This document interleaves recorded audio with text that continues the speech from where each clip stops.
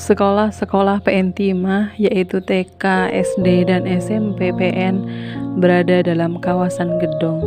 Sekolah-sekolah ini berdiri megah di bawah naungan Agatis berusia ratusan tahun dan dikelilingi pagar besi tinggi berulir melambangkan kedisiplinan dan mutu tinggi pendidikan. Sekolah PN merupakan Center of Excellence atau tempat bagi semua hal yang terbaik.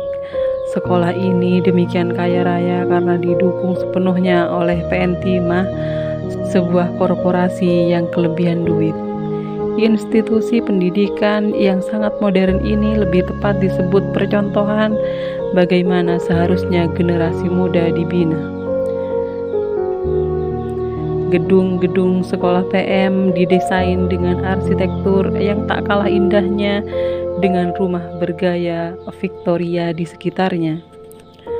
Ruangan kelasnya dicat warna-warni dengan tempelan gambar kartun yang edukatif, poster operasi dasar matematika, tabel pemetaan unsur kimia, peta dunia, jam dinding, termometer, foto para ilmuwan dan penjelajah yang memberi inspirasi, dan ada kapstok topi. Di setiap kelas ada patung anatomi tubuh yang lengkap, globe yang besar, whiteboard, dan alat peraga konstelasi planet-planet. Di dalam kelas-kelas itu puluhan siswa brilian bersaing ketat dalam standar mutu yang sangat tinggi.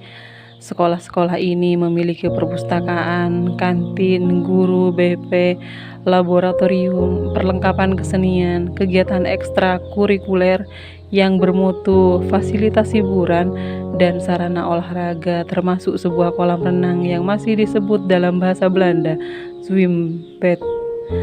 Di depan pintu masuk kolam renang ini tentu saja terpampang peringatan tegas dilarang masuk bagi yang tidak memiliki hak. Di setiap kelas ada kotak P3K berisi obat-obat pertolongan pertama. Kalau ada siswanya yang sakit, maka ia akan langsung mendapatkan pertolongan cepat secara profesional atau segera dijemput oleh mobil ambulan yang meraung-raung. Mereka memiliki petugas-petugas kebersihan khusus, guru-guru yang bergaji mahal, dan para penjaga sekolah yang berseragam seperti polisi lalu lintas dan meniup-niup peluit. Tali merah bergulung-gulung keren sekali di bahu seragamnya itu. Jumlah gurunya banyak. Demikian ujar Bang Amran Isnaini bin Mumtaziz Ilham yang pernah sekolah di sana. Persis pada malam sebelum esoknya aku masuk pertama kali di SD Muhammadiyah itu. Aku termenung. Setiap pelajaran ada gurunya masing-masing. Walaupun kau baru kelas 1, maka pada malam itu aku tak bisa tidur akibat pusing menghitung berapa banyak jumlah guru di sekolah PN. Tentu saja juga selain karena rasa senang akan masuk sekolah besok, murid PN umumnya anak-anak orang luar Belitung yang bapaknya menjadi petinggi di PN. Sekolah ini juga menerima anak kampung seperti Bang Amran, tapi tentu saja yang orang tuanya sudah menjadi orang staf. Mereka semua bersih-bersih, rapi, kaya, necis, dan pintar-pintar luar biasa. Mereka selalu mengharumkan nama Belitung dalam lomba-lomba kecerdasan, bahkan sampai tingkat nasional. Sekolah PN sering dikunjungi para pejabat, pengawas sekolah, atau sekolah lain untuk melakukan semacam benchmarking, melihat bagaimana seharusnya ilmu pengetahuan ditransfer dan bagaimana anak-anak kecil dididik secara ilmiah. Pendaftaran hari pertama di sekolah PN adalah sebuah perayaan penuh sukacita. Puluhan mobil mewah berderet di depan sekolah dan ratusan anak orang kaya mendaftar. Ada bazar dan pertunjukan seni para siswa.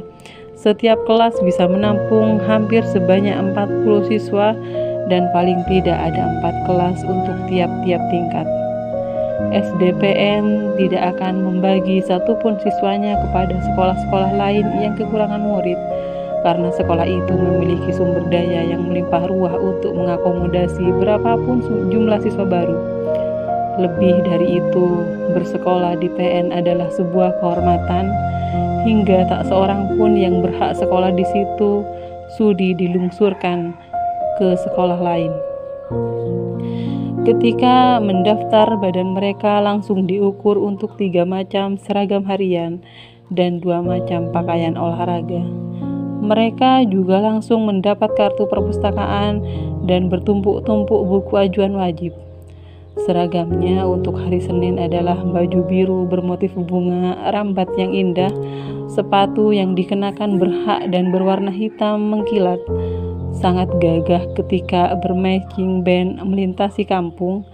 Melihat mereka, aku segera teringat pada sekawanan anak kecil yang lucu, putih dan bersayap yang turun dari awan, seperti yang biasa kita lihat pada gambar-gambar buku komik.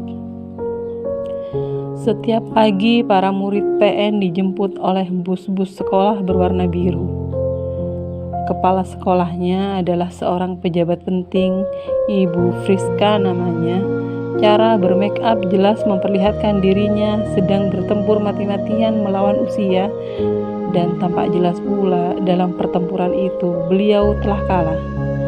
Ia seorang wanita keras yang terpelajar, progresif, ambisius, dan sering habis-habisan menghina sekolah kampung.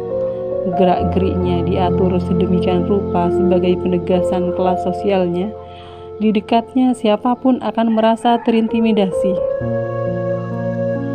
Kalau sempat berbicara dengan beliau, maka ia sama seperti orang Melayu yang baru belajar memasak.